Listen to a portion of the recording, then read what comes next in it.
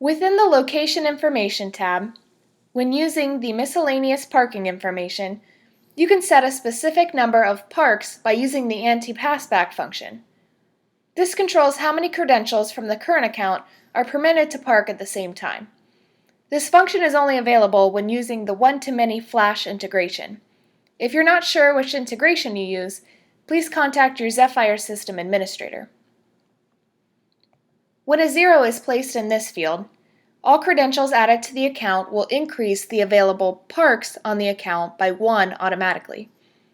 To restrict the account to a specific number of parks, enter the applicable number of parks in this field. Check this box if you wish to allow passback.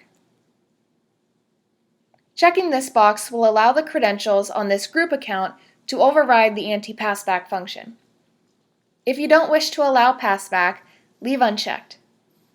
Then click Save Miscellaneous Info to save parks and passback function changes. The final step in this account setup process is to add parkers to the account. Click on the Parker screen and then click Add Parker.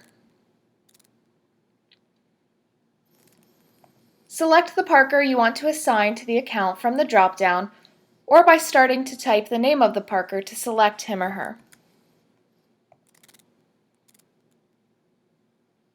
Then select your space type. All market rates and types of spaces at the location will be available to choose from. If this parker receives a discounted rate from the market rate, select the applicable rate from the drop-down menu. This can be left blank if not applicable. Then select your credential. Please note that if multiple credentials are in use at a location, such as a keycard and a hang tag, the sequences for both will appear in this drop-down menu. You'll repeat this process for a credential assignment twice to assign the second applicable credential number to the parker. If the parker is assigned a reserved space, select the applicable space from the drop-down menu. The status field defaults to active. Next, enter your start date and end date. The end date automatically populates 25 years into the future. Either leave this date as is or key in the parker's end date if it is known. Then select from the drop-down list how the parker will receive his or her credential. When complete, click Save.